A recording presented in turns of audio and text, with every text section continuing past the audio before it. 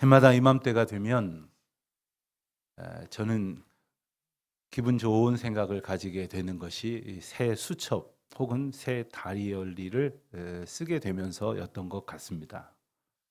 요즘은 전화번호가 핸드폰에 잘 저장이 돼 있어서 그렇지는 않지만 예전에는 옛 수첩에서 새 수첩으로 전화번호를 옮겨 적는 일이 적지 않게 번거로운 일이면서도 한편으로는 굉장히 설레이는, 마치 새로운 도화지를 받아서 그 도화지에 새로운 그림을 그려가는 듯한 그런 느낌을 갖곤 했던 것 같습니다. 마치 하나님께서 2026년 새로운 한 해에 우리에게 하나님의 은혜로 가득 채워 고백으로 남기기를 소원하시는 그러한 은혜의 도화지를 새 것으로 우리에게 주신 것도 같습니다. 그래서 우리가 지나간 해의 아쉬움은 뒤로하고 새로운 기도와 소망으로 이제 용기를 내어서 그리고 소망 가운데 이 하루의 첫 시간을 시작을 하는 거죠. 그러면서 저마다 다짐을 해봅니다. 어떤 경우 작심삼일이 돼버리고 말기도 하지만 그래도 이 소망을 붙들고 꽤나 애써보게 됩니다. 더러는 이 새해 시작의 다짐이 그의 연말까지 잘 이어지지 못해서 또한 후회로 남는 경험도 꽤나 반복을 하면서도 우리가 이맘때가 되면 더욱 마음을 새롭게 하기를 꿈을 꿔보기도 합니다. 근데 오늘날의 세상은 너무나 빨리빨리 변하는 것 같습니다. 이 급변하는 세상, 이 변화가 무섭다고 말하는 그런 분들도 있습니다.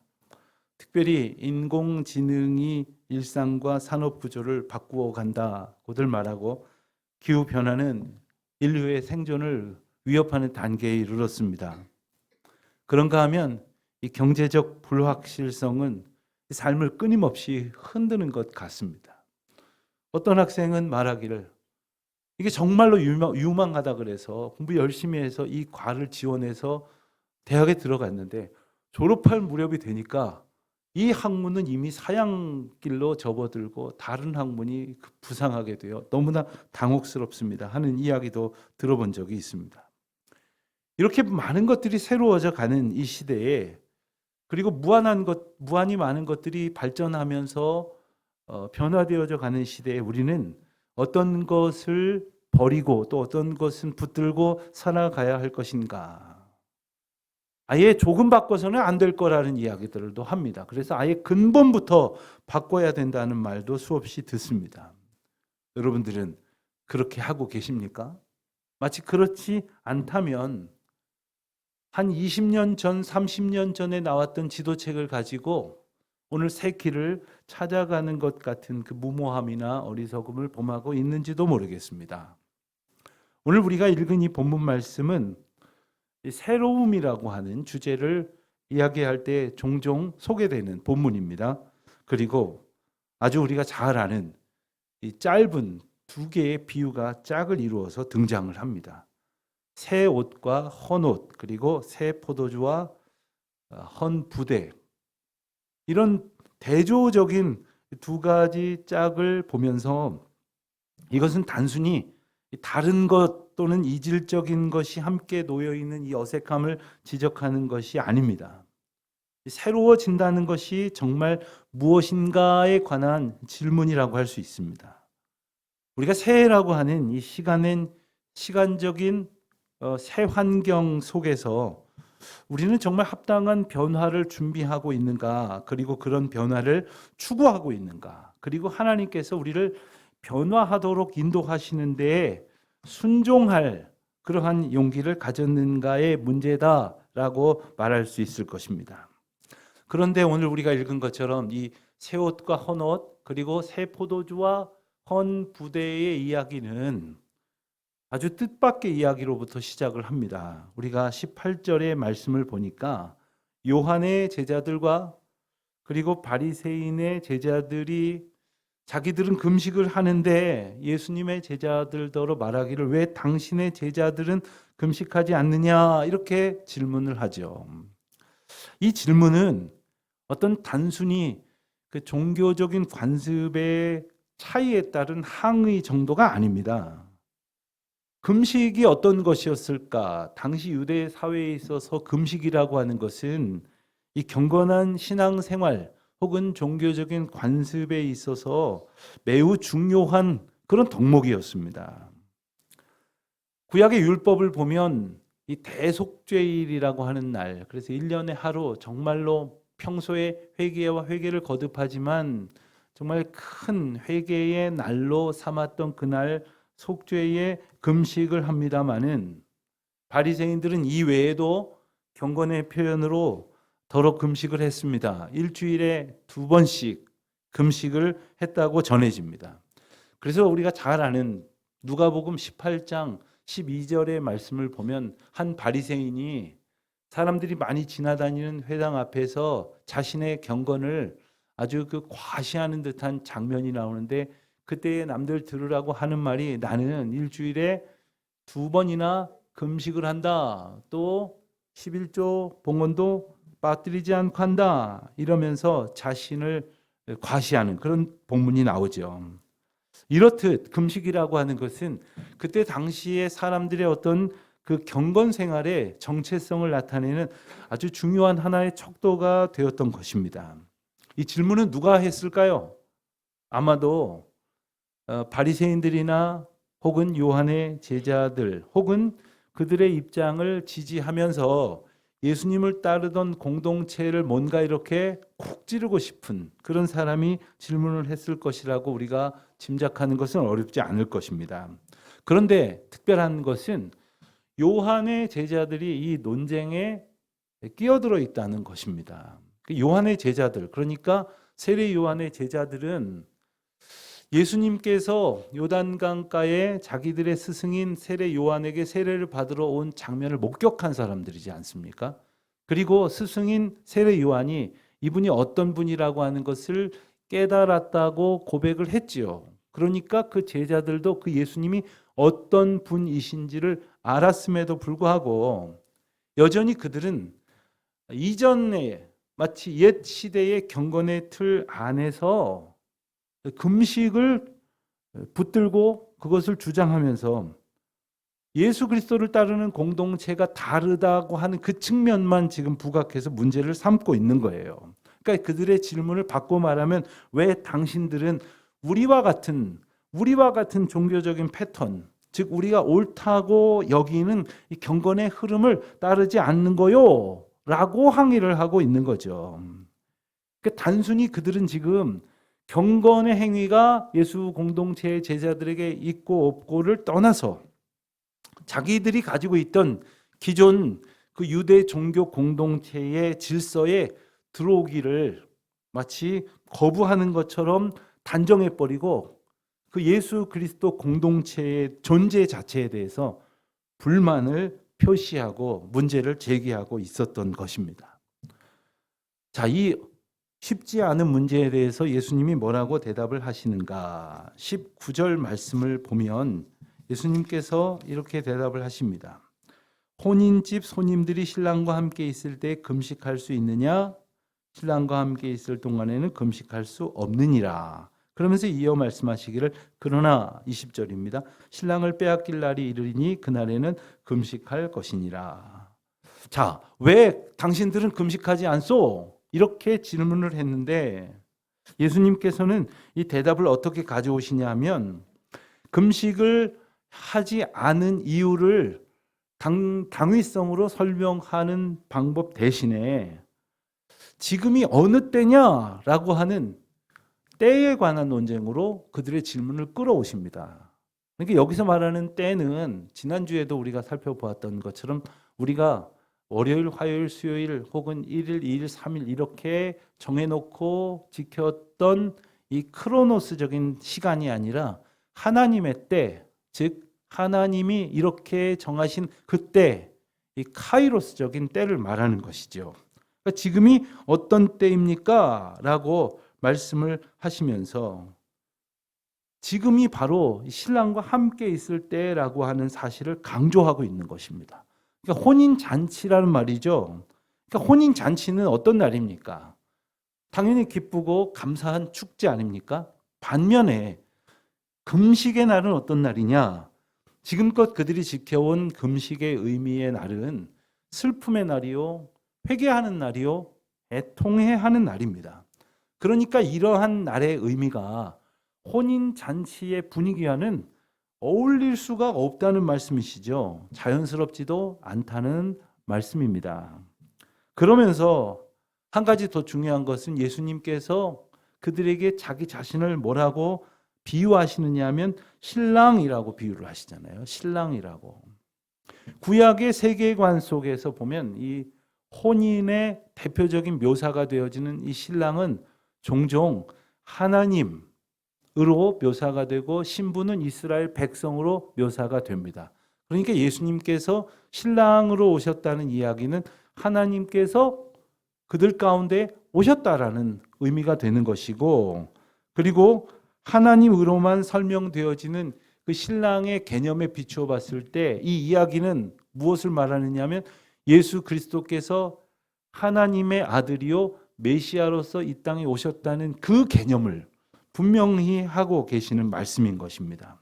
그렇기 때문에 예수님의 제자들이 금식하지 않은 것은 게을러서도 아니요 불경건해서도 아니고 율법을 무시해서도 아니라는 말씀이에요.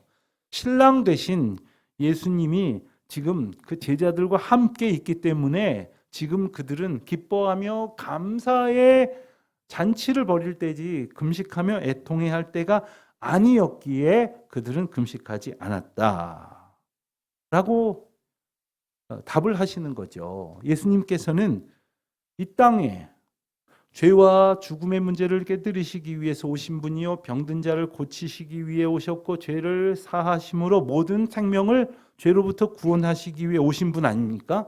그러니까 그렇게 오신 신랑 되신 예수 그리스도를 맞이하는 우리 모두의 마음은 슬픔과 애통이기보다는 기쁨과 감사여야 한다 하는 것이죠.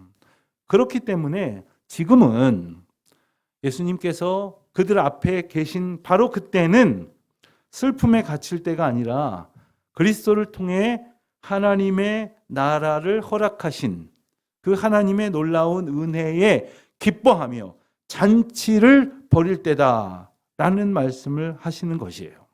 그래서 예수님은 이 혼인잔치의 비유를 통해서 제자들이 율법을 지켰느냐 안 지켰느냐의 관점으로 주목하게 하지 아니하시고 메시아이신 예수님의 임재를 그들이 정확하게 인식을 하고 있느냐 이 질문을 다시 던지고 계시는 것입니다. 우리가 잘 아는 것처럼 이제 부활절을 앞두고 40일 동안을 사순절로 지킵니다.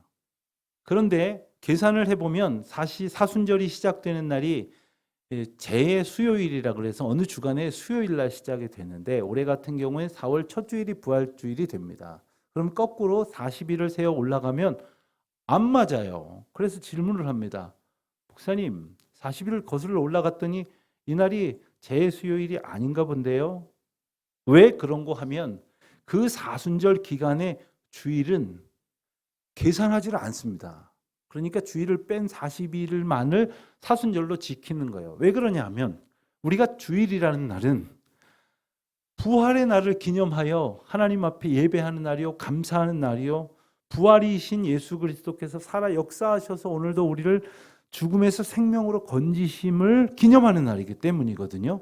그래서 계산하지 않는 거예요. 그런데 그 부활의 날에 죽음에 갇혀 있지 않도록 하시기 위해서 예배자의 감격을 주셨던 것처럼 신랑 되신 예수님이 그들 가운데 함께 있음을 기뻐하면서 그들은 금식하기보다는 감사의 잔치를 벌이도록 허락받았음을 말씀하시는 것입니다. 그런데 20절 말씀을 보면 아까 읽었지만 신랑을 빼앗길 날이 이르게 될 것이다 이렇게 말씀을 하시거든요. 이 말씀은 또 뭘까? 신랑을 왜 빼앗긴다는 것입니까? 신랑이 그냥 갚버리거나 없어지는 것이 아니라 왜 빼앗긴다고 말씀하시는 것입니까? 하나님께서 신랑 되신 예수 그리스도를 이 땅에 보내시고 그리고 그를 통해서 우리를 구원하시기 위하여는 반드시 거쳐야 되는 과정이 있었어요. 그것은 우리의 죄를 대속하시는 것인데 우리의 죄를 다 짊어지고 대가를 치르셔야만 했고 죽음으로써 그 대가를 치르시게 된 것이지요. 그렇기 때문에 이 구약 시대의 금식과는 달리 예수님 이후의 예수님 시대와 그 이후의 금식은 무엇이냐면 더 이상 구약의 율법적인 의무나 혹은 죄에 대한 애통의 표현이 아니라 다시 오실 예수님을 기다리는 갈망과 영적 집중의 시간이다. 때로 여러분들도 금식기도 하시죠.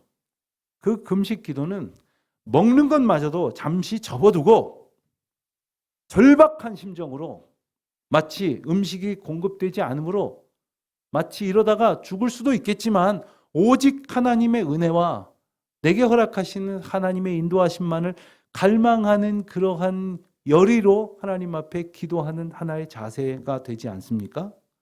마찬가지인 것입니다. 그런데 예수님은 그렇게 말씀하신 후에 우리가 잘 아는 두 개의 짧은 비유를 비로소 소개를 하십니다.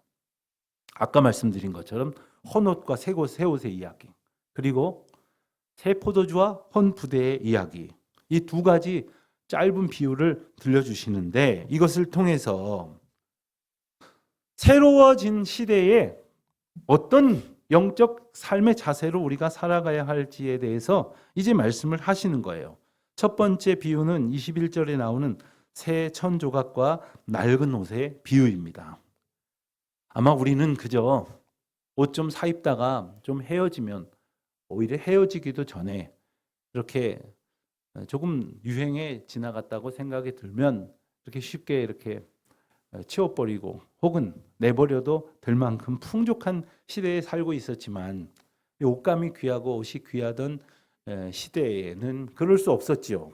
그러니까 뚫어지면 그것을 이제 다른 천으로 덧대어서 이렇게 깁는단 말입니다. 자, 그런데 오늘날에도 어떤 옷감은 잘못 세탁을 하면 세탁기에서 꺼냈더니 어린아이가 줄었어요가 아니라 내 옷이 줄었어요. 이럴 때가 이럴 때가 있죠. 옷이 확 줄어가지고 더 이상 입지 못하거나 아니면 막 늘려가지고 입어야 되는 그런 경우도 있을 것입니다. 이 새 옷의 어떤 특성이죠. 그런가 하면 오래 헝겊을 사용하면 그 옷이 늘어날 대로 늘어나고 다시 신축성을 갖지 못하게 될 때도 있습니다. 예수님 당시에 사람들이 주로 사용하던 천의 옷감은 주로 배옷이었습니다.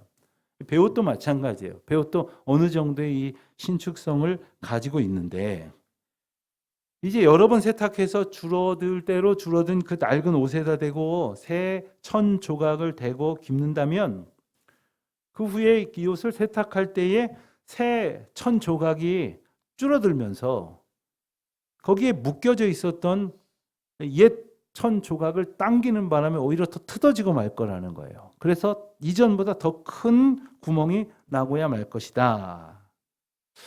여러분 어떻습니까? 살림을 조금이라도 해보신 분들은 아주 선명하게 이 비유가 들려지실 것입니다.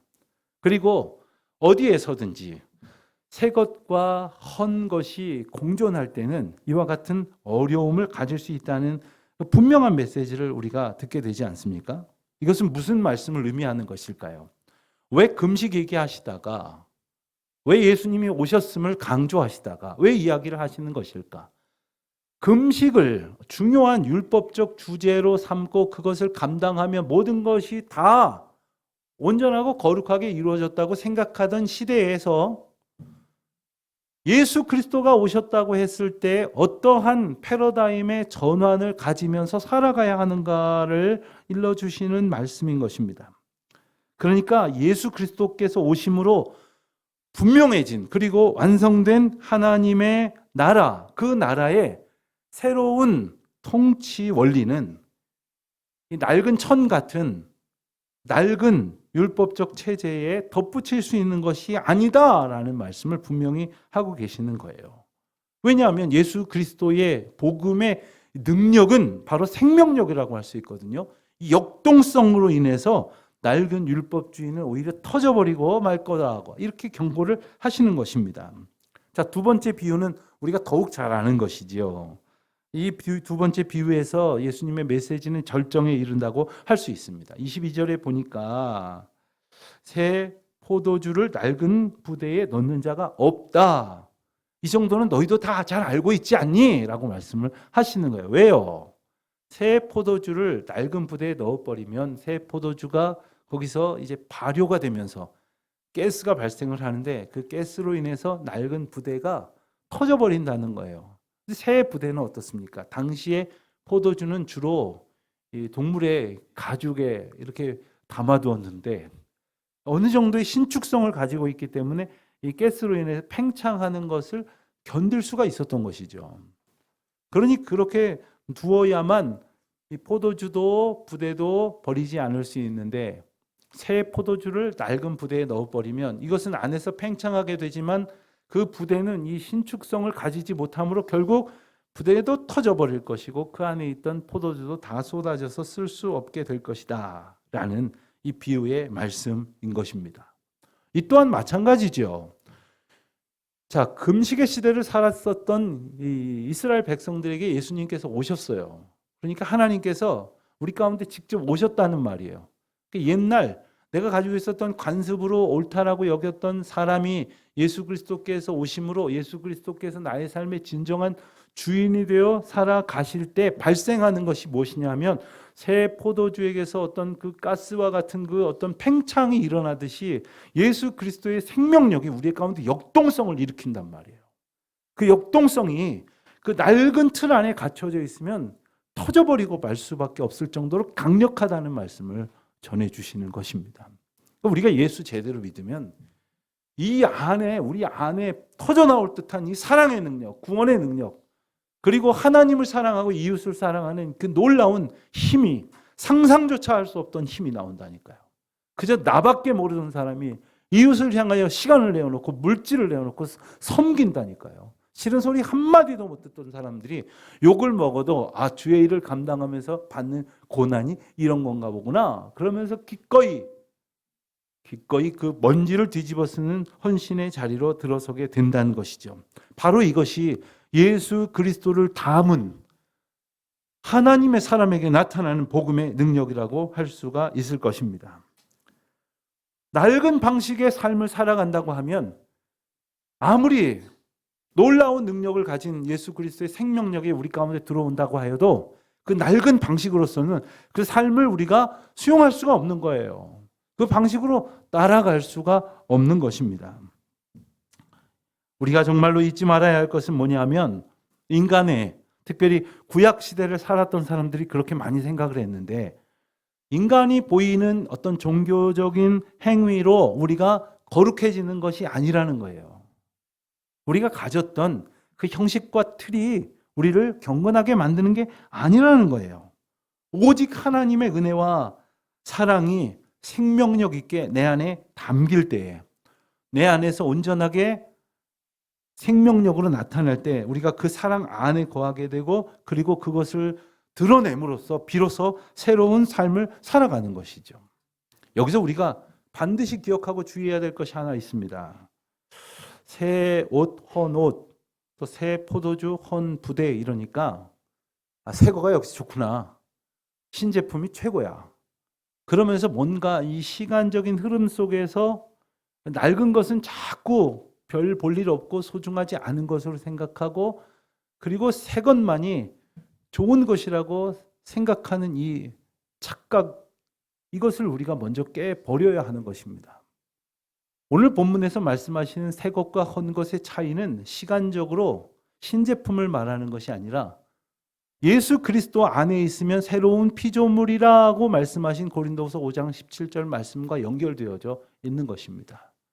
그러니까 우리가 예수 그리스도 안에 있음으로만 새로워지는 것이지 가서 어디 가서 새 옷 사 입었다고 새로운 차를 하나 사서 새로운 신축 아파트로 이사를 갔다고 해서 우리가 새로워지는 것이 결코 아니라는 사실은 어린아이들도 잘 아는 이야기죠. 우리가 새로워질 수 있는 이유는 오직 내 안에 유일하게 새롭게 하실 수 있는 예수 그리스도로 덧입는 것이요 예수 그리스도가 내 안에 거하는 삶일 뿐이라고 하는 사실을 우리는 기억해야 합니다. 새해가 되었으니까 변해야 된다고, 변해야 산다고 그런 식의 말들을 모두가 합니다. 이런 말들 누가 제일 먼저 하는가 봤더니 기업에서 많이 하더라고요. 기업 총수들이 신년사를 발표를 하는데 저는 그런 거 좀 유심히 보곤 하는데 어떤 회사는 그 시무식 같은 것도 다 필요 없다. 이 새로운 시대 정신 이것만 있으면 된다. 그리고선 사원들에게 이 새로움을 강조하는 그러한 그 신년사를 발표하기도 하더라고요. 그걸 읽어보면 예수님만 빠졌지 하나같이 옳은 말이에요. 그래요. 예수님 믿지도 않는 사람도 그렇게 새로워지려고 애를 쓰는데 예수 그리스도 안에서 날마다 새로운 피조물이 된 은혜를 얻은 우리가 정말로 새로운 은혜와 새로운 하나님께서 주시는 사명의 삶을 정말로 소원하고 있는가? 또 한 가지 기억을 해야 할 것이 있어요. 아무리 새로워지려고 애를 써도 결국 늙어지고 낡아질 수밖에 없는 인생인데 오직 예수 안에 거할 때 우리는 날마다 새로워지는 기쁨과 감격을 누리게 될 줄로 믿습니다. 아무리 애써 보세요. 예수 그리스도 없이 무엇이 새로워질 수 있다는 말입니까? 아침에 사갖고 와도 오후가 되면 중고품 되는 거예요. 예수 그리스도가 아니고서는 우리가 그 어떤 것으로도 새로운 피조물이 될 수가 없는 겁니다. 그러니 올 한 해 어찌하든지 뒤처지지 아니하고 새것 같은 그렇게 남들에게 더 뒤처지지 아니하고 더 앞서갈 수 있는 그런 삶을 살기 위해서는 나는 아무것도 하지 아니하고 하나님께서 저 앞줄에 나를 세워주시는 그저 그 복만을 바라는 것이 아니라 오직 그리스도로 덧입고 날마다 성령 안에서 새로워지는 은총을 누리게 될 줄로 믿습니다. 복음 안에 살아간다는 것. 그리고 복음으로 살아간다는 것은 곧 뭐냐면 예수로 사는 것을 말하는 거예요. 예수 그리스도로 사는 것. 내 안에 예수 그리스도가 담겨져 있느냐. 내 생각 속에 예수 그리스도의 살아 역사하심이 담겨져 있느냐. 내가 지금 하고자 하는 그 일 가운데 예수 그리스도가 함께 하기를 소원하는가. 내가 지나온 모든 삶을 돌아보는 그 시각에 그리스도께서 허락하신 그 마음을 갖게 하셨는가. 사랑하는 성도 여러분, 작년 것이 버려져야 될 것이라고 말씀드리는 게 아니에요. 예수 그리스도가 함께하지 아니하였던 그 모든 생각들, 모든 노력들, 심지어 모든 성공들, 그것을 과감하게 다 버리지 아니하고서는 그리스도 안에서 결코 새로워질 수 없는 것이지요. 그렇다면 우리가 할 수 있는 일은 무엇입니까? 그리스도를 구하십시오. 그리스도를 사모하십시오. 그리고 그리스도께서 우리 가운데 허락하신 말씀을 날마다 청하십시오. 그리고 묵상하십시오. 그렇게 우리를 인도하실 성령님을 의지하는 복된 새로운 한 해가 되시기를 주님의 이름으로 축원드립니다.